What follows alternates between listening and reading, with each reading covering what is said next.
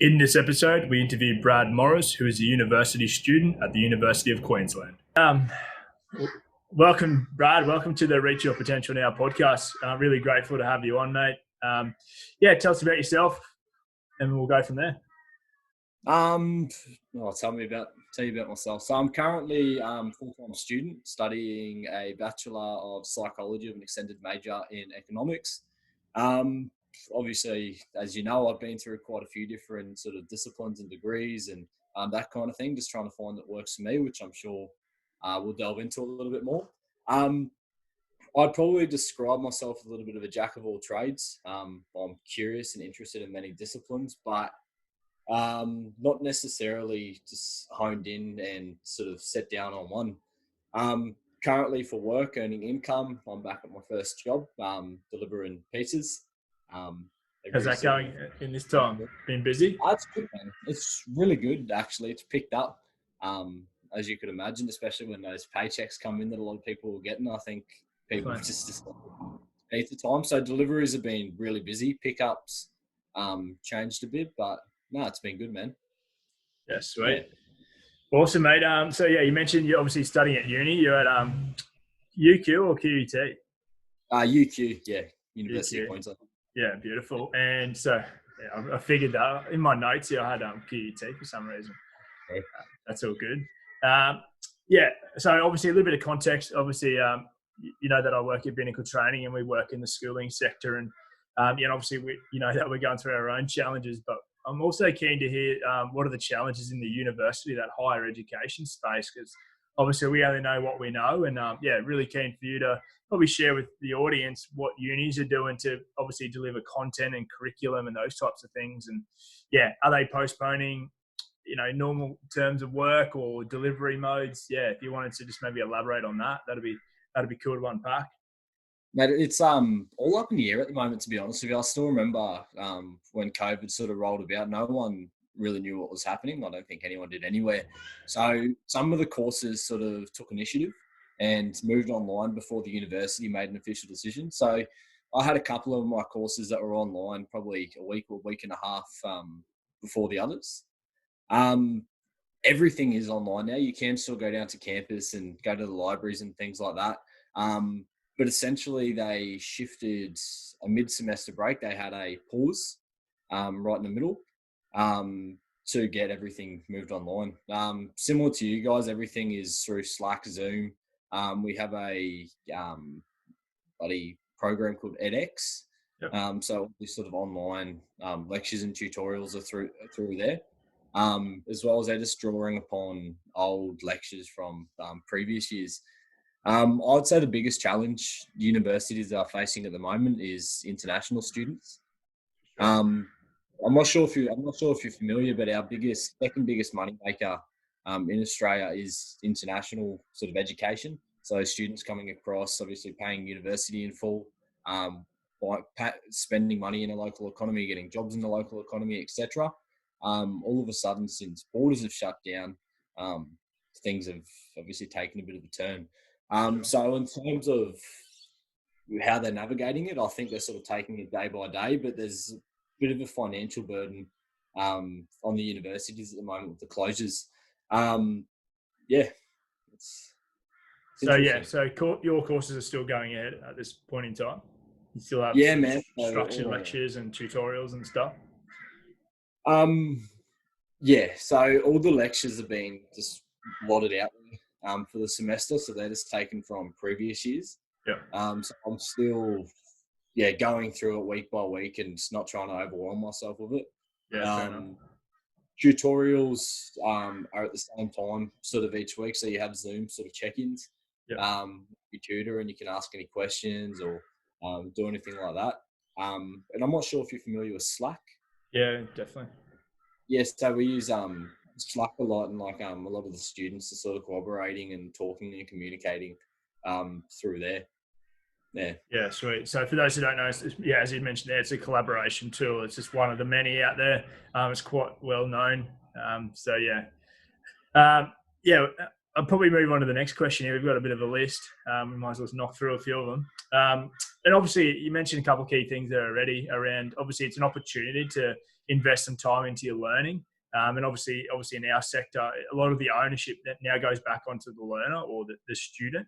And obviously the parents are that play the supportive role, obviously along with the teacher who are, providing the curriculum. So I'm more keen to hear your journey, your learning journey, and how are you staying, motivated to continue your studies? I see that, you're at home right now.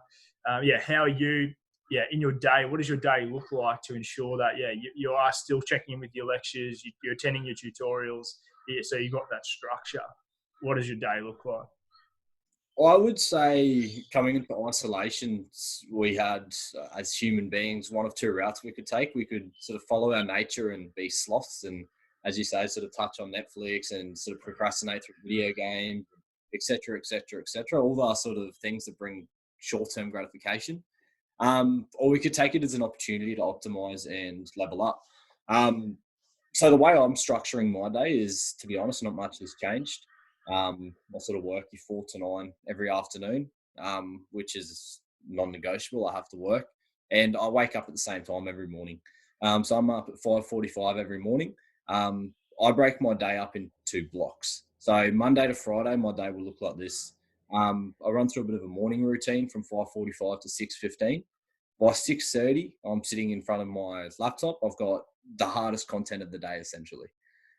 So that's where I'll go through and I'll do the thing I least want to do. So that'll run from 6:30 to 8:30. Obviously, it could be tolling doing that. So I make sure at 8:30 I have a good feed to look forward to. Get up, go have a feed, go through a sort of a stretching, rolling out exercise after that, and then I'll go into learning block 2. So by 9:30, I'm sitting back down in front of the computer, whether I'm working on an assessment, I'm watching lectures, I'm tuning into tutorials. From 9:30 to 12:30, I'm back in front and sort of learning again. Fridays, I have mandatory sort of check-ins with my criminal psychology class. So that's a 3-hour workshop. But aside from that, there's lots of check-in times throughout the week where I can structure it to fit my schedule. 12:30 to sort of 2:30. It's my sort of playtime, my outdoor time. I go outside, I do a workout, I stretch, I roll out, I get my steps in, I get some sunlight. I listen to an audiobook, a podcast, whatever it is. 2:30 to sort of 3:15, I'll have my post-workout feed. And then 3:15 to 4, sort of when I get to sort of sit down, relax, might read a book, spend some time with some family.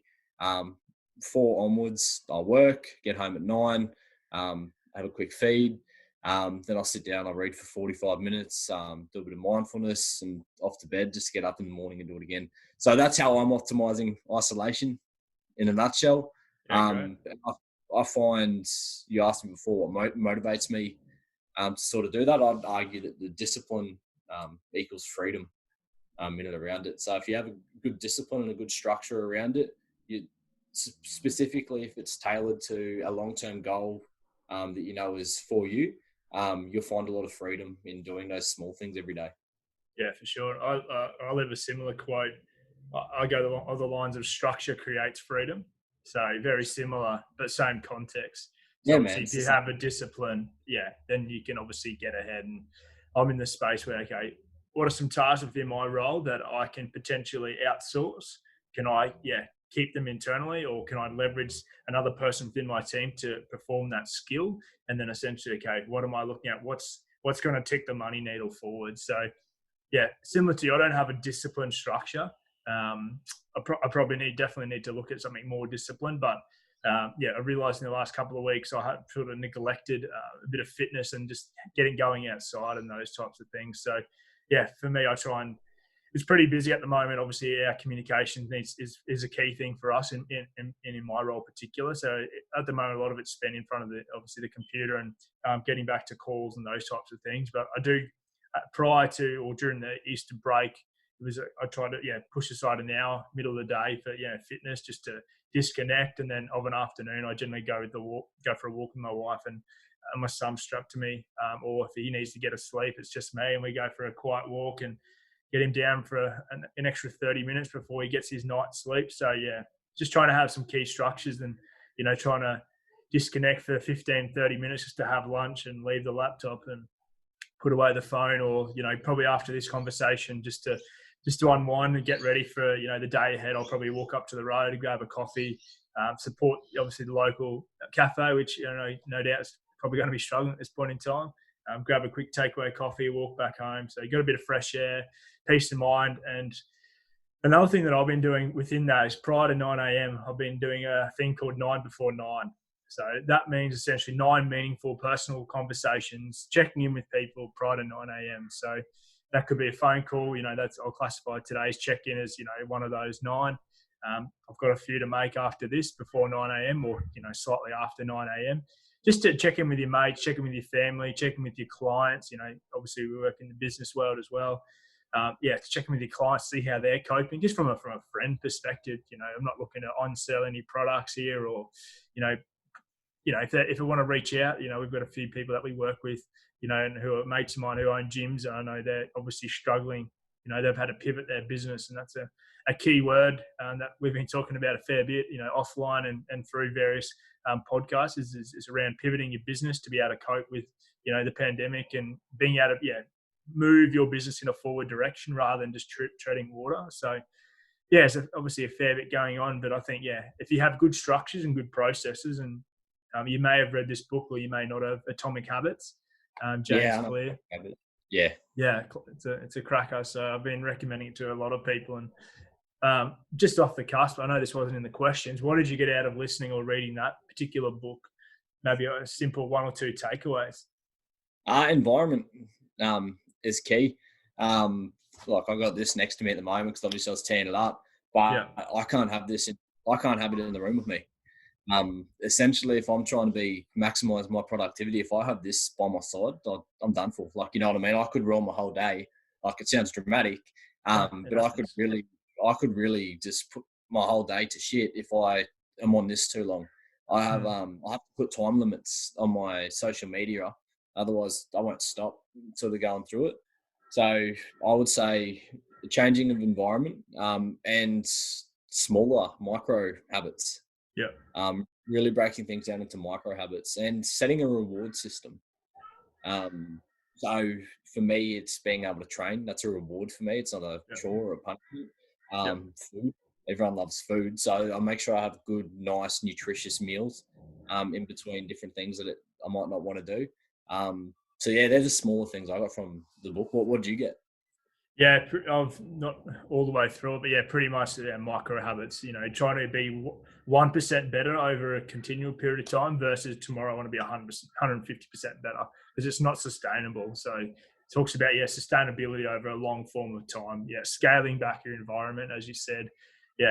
Obviously looking at people that you associate with, are they providing a positive influence? Are they providing a negative influence? But pretty much, just scaling everything back. And just looking at essentially what can tick the money needle forward. Can you outsource a particular responsibility, whether it's internally or within your business? Looking at systems and processes to make your business run more efficiently, so that the business is running and you're not actually having to do every step. Which is then leads on to another book that I'm sort of nearly finished. It's from Sabri Subi. It's called Sell Like Crazy. Like crazy. Yep. It's a marketing book, but there's a number of good tools and tips in there around just the ability, and from a psychologist looking at different trends and what people are engaging with and how to obviously grab their attention and those types of things. So if you get a chance as well, that's probably a good book just to understand how the marketing works, the business works, and without marketing, businesses don't operate and don't bring in clients. So it's a bit of a funny one. All right, mate. We're gonna jump back a little bit, back to the time that you graduated St. Peter Claver in 2015, and look at what you've done since, and then we'll look at how you've pivoted your career in those short 5 years. I left school thinking I was going to be a multi-millionaire by 23. What AP did you graduate with? So give a bit of context. I got OP3. So I did quite well in school. I wouldn't say it was necessarily from how smart I was or how gifted I was, but more so how hard I worked. So I've always had a pretty good work ethic towards certain things. So I left school thinking I was going to be a stock trader. That's what I thought I was going to do. I was very fascinated with the foreign exchange markets and just investing into businesses, essentially. But I was naive and didn't know too much about it. I thought studying business and finance, which is what I went into, would help me become an entrepreneur, and help me learn more about stocks and things like that. But essentially, it's not that at all. So that's what I did leaving school, went into that, was sort of cruising around delivering pizzas, just to realize that the business degree wasn't for me pretty soon on, probably 2 weeks in. And I decided I was going to move into sport and exercise science, and sort of go down that route and play the longer game. Um, the biggest thing for me leaving school was I had all these ambitions and these goals, but I was quite conflicted and plagued by the temptations a typical sort of 18-year-old would have. So I would say I was out sort of 3-4 nights a week with the same goals in mind. I was drinking lots. At the same time, I was also chasing money. So yeah, I was at the pizza shop, but I also had opportunities where I took on the role as a furniture removalist, earning money through there. And then towards the end of the year, I started landscaping. So I tried a few different routes through there. So trying to balance becoming a millionaire, becoming a millionaire, studying full time, and sort of working full time. It's trying to juggle too many things at once. Yeah, and probably chasing the circuit as well. 100%. So I got nowhere. That first year out of school, I got nowhere. After that, I was like, okay, something's missing sort of in my life. Something that I had in school that I missed. So I was like, oh, I sort of miss school. I'm going to be a teacher. Right. So the year after that, I decided I'm going to go into teaching. So I moved courses again. This is my third course in a year and a half. When I got a job where I met you, obviously did my first practice. And I started working at the school after. From there, I realized I didn't really want to be a teacher. Nothing against profession law, it just wasn't for me. But huge credit for those who can do it. So instead, I thought I could educate and sort of teach people in my own way, and I decided to launch the Human Potential, so THP. As you remember, that was the sort of podcast in and around healthy mind, healthy living, et cetera, et cetera. But I plan to influence schools and students and all that kind of thing from the outside. And though in principle, it was probably a really good idea, in practice, it's a lot harder to push through and do those kind of things than meets the eye. And I obviously wasn't ready or mature enough to be able to do something like that. Following through that, I picked up a full-time sales gig at Worlds, learned sort of the gift of the gab, how to chat, draw people in, close a sale, etc. And throughout that time, as you know, I was rocked by quite heavy personal family circumstances. So that sort of changed my sort of outlook on different things, and it sort of threw a spanner in the works with how I saw myself and how I saw the world. I would say this time was when the boy became a man, where I learned things about myself and the world that I was quite naive to before that. After sales, I moved into being a personal trainer. I was sort of in and around that, helping people achieve fitness goals. But once again, it just wasn't for me. It didn't feel like it met all the sort of prereqs that I was after. Excellent industry. It's obviously something I really enjoyed. Sort of the setting up of the business, learning more about the body.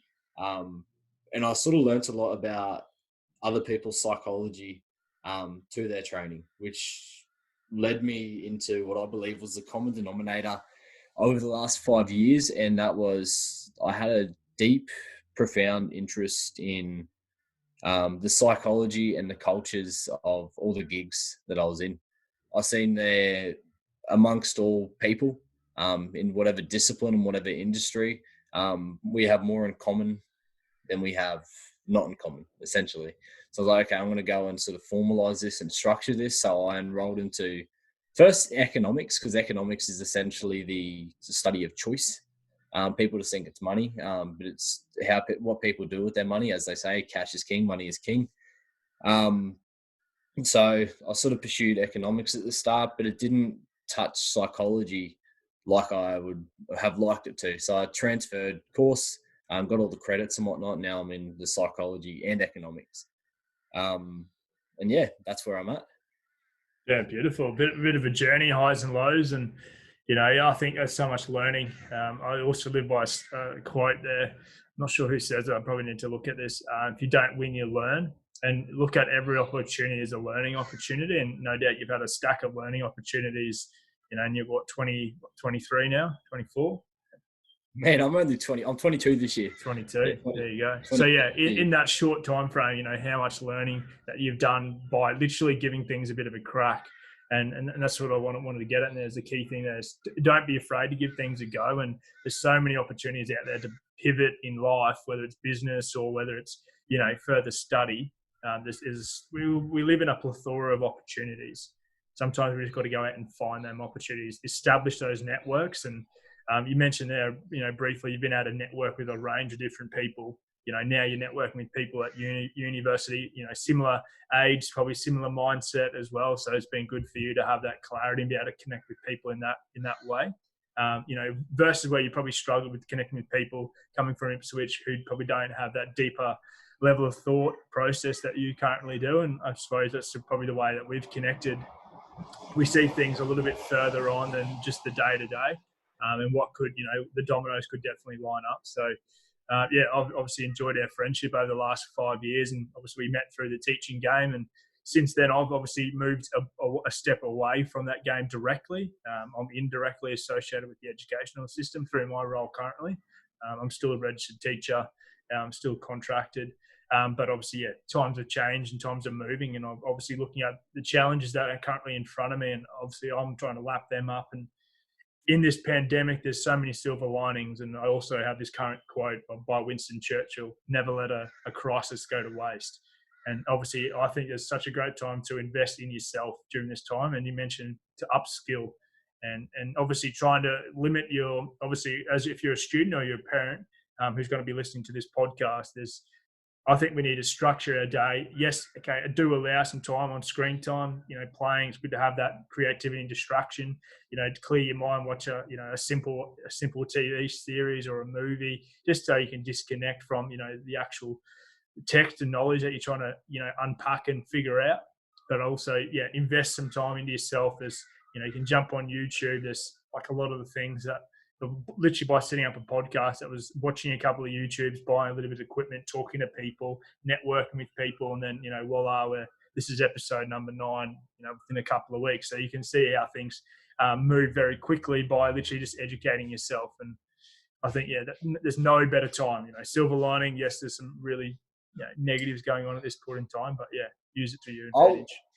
I would say what I've learned from all this, I think now is sort of a global representation of something that's sort of internalized. But when things are good, things are good. You know what I mean? Like you don't have any worries about things, and you really so in the present moment, and you feel invincible. Like nothing can ever sort of sway you off your path. Like there's no obstacles, there's no roadblocks, or no catastrophe or anything's going to come your way. And this gets quite deep fast. But here's a sort of quote that I'd say I live by, and it's be the reliable person at the funeral, right? So I see value in self-imposed sort of hardships, right? It helps you develop fortitude when things get tougher. And as humans, we're going to come across different things in our life where people we love are going to pass away or get sick, or these things happen, and they're not nice things to necessarily think about or to talk about. But if we can, like we said, get into the micro habits and self-impose hardships, put ourselves through things that you don't have to do, but if you do, you're going to become stronger as a person, and develop that fortitude. I would say it would allow you to ultimately be that person that people can lean on and rely on at a funeral. So I'd touch on that's a really deep sort of form of motivation that I have, sort of that duty to serve. But I feel like you can't serve others until you sort of take personal responsibility. Sure. And yeah, take personal responsibility and get your own shit in order first. Sort of clean your own room first and that kind of thing. So definitely. I would say while people have more time at home in and around the house, take the opportunity to go through old stuff, declutter, clean your room, build a relationship with your family. Actually get to know your kids if you have kids. Get to know your significant other. Not just on the level of like, hey, like we sort of live together, live for each other. You know what I mean? I'd say that's what we can look at this opportunity as. Yeah, definitely. And I think we're knocking through a good one here. We might flip back to the current classroom. If you had your time again, what would you do differently? Or if any kids are graduating this year, what advice would you provide to them? So this is probably a two-pronged question. If you had your time again, what would you do differently? And then second question, what should kids be doing at this time? It's an interesting question, that, because I sort of, if you had your time again, what would you do differently? Everything is easier in hindsight.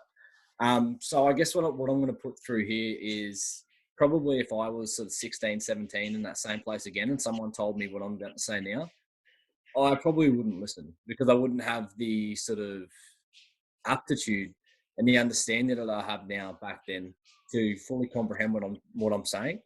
Um, I would say I would take better care of my body in the years sort of leaving school. That's first and foremost. Obviously, it's a bit of a bias. I am very much into my fitness and movement, but I do see the value in it.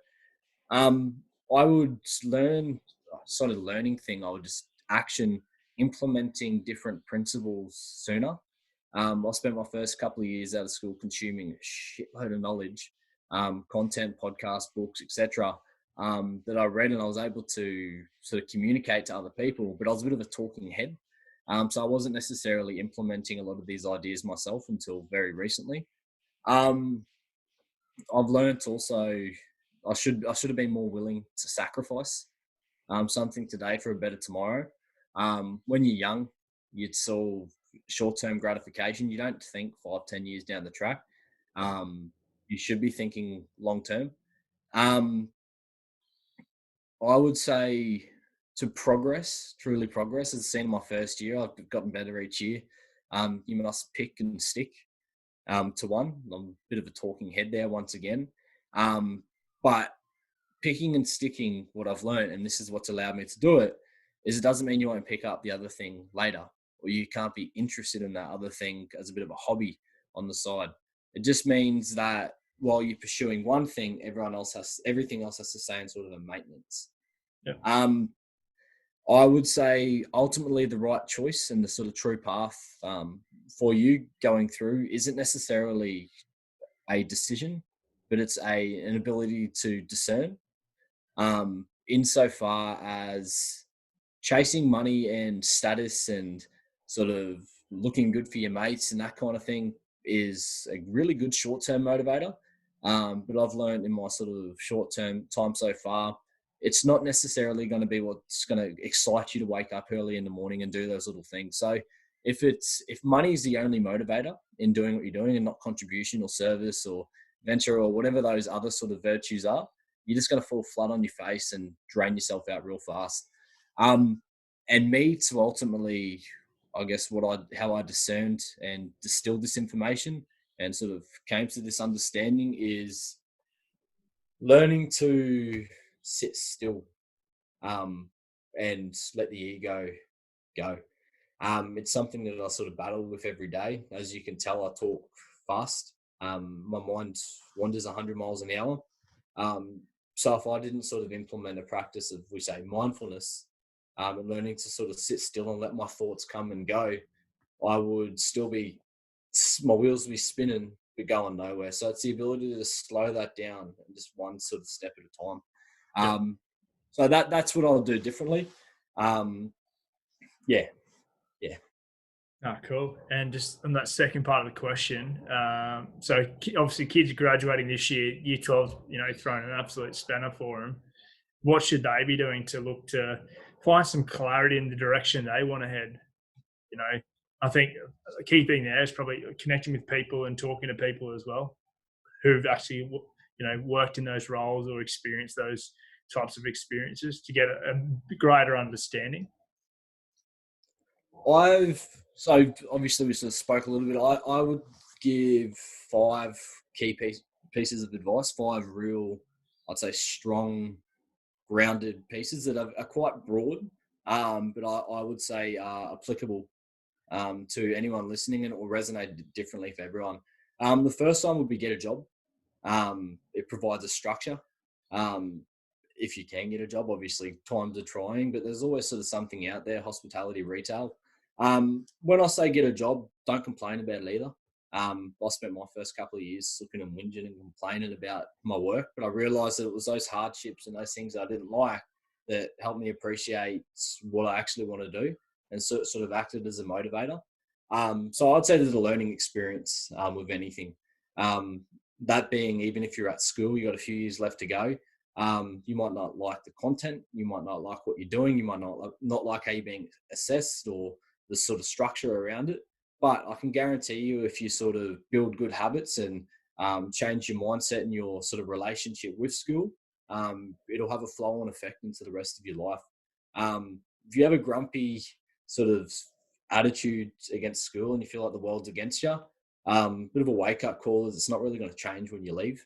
If that's your attitude at school, you have a very good chance that you're going to sort of follow the same route when you finish. So I'd say get your attitude in check now. The world doesn't owe you anything. Second, I would say wake up at the same time every morning.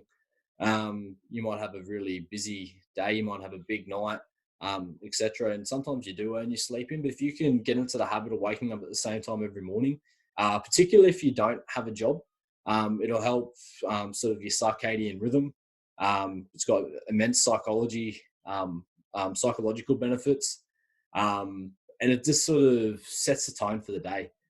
You get that first win, your alarm goes off, you get up, you make your bed. You've had that first win. So Sure. your alarm goes off. You've set your alarm the night before, right? You get up and then you hit your snooze, or you just turn it off altogether. You've lost. You know what I mean? You've just lost today because your one challenge that you set yourself from the night before was to get up at that time, and you've just failed right from the start. So set an alarm at the same time. Just get into the habit of getting up at that same time. Third, I would say be careful on who you seek advice from, and don't seek assurance for career paths. Everyone has an opinion. It's ultimately you that has to make and discern the right decision. Yep. I'm guilty of this. So through school, I was very lucky that I had good relationships with a lot of the teachers and peers, etc. And they're like, yeah, you could do this, you could do that. And I took on too much of that, left school, and I didn't have that anymore. And I was looking for it from other people. And they'd be like, yeah, sure, like you'd be good at that. And then I was left to my own devices. It wasn't until I learned to discern and do things for myself and for ultimate good for myself that I was able to pick and stick to something. Number 4, as I said before, practice sitting still, being still. Some people call it meditation, and it is a form of meditation. But I would say the association with meditation is people get wound up on the sort of, people overcomplicate it. Sitting there thinking of your breath, and then they get frustrated and the shits of themselves when they can't actually follow through and do it properly, when their mind wanders. And because of that, they just quit altogether. It's too hard, or it's just not for me, mate. That kind of thing. So I would say, instead of thinking of it as meditation, find a nice comfy chair, get your tech away, set an alarm for maybe 15, 20 minutes if you can, and just sit still. So my practice is like, this is my chair where I'll do my thoughts. And I'll say, okay, Google, set an alarm for 15 minutes. And it's just going off, right? No. So it's just set an alarm, right? And I'll sit there and it'll go off in 15 minutes. And I do that twice a day. Hold on. Okay, Google, turn the alarm off. So I'd say, yeah, practice being still. And last of all is, I think you sort of spoke on it, on the building the network and the relationships, is don't be afraid to fail. Failure is inevitable. So insecurity breeds a means to avoid failure. So you don't necessarily fail per se, but you never pursue anything hard enough where you can fail, right? So in turn, that's a failure in itself, because you've just wasted years of not actively pursuing anything, just sort of sitting down and prolonging the inevitable, right? So I would say, instead of prolonging the inevitable, sort of pick yourself up by the bootstraps, move forward, and understand that you're going to get knocked down sort of 100 times. You're going to fail. But it's through that adversity and through that failure that we'll actually learn something. Awesome, mate. Let's finish it there. That's some golden nuggets just to knock it on the head there. Where can people connect with you? I'd say it's Instagram. For now, I'm quite Bradley. I think my username would be Bradley John. Yeah, Bradley John. The O's got a 0.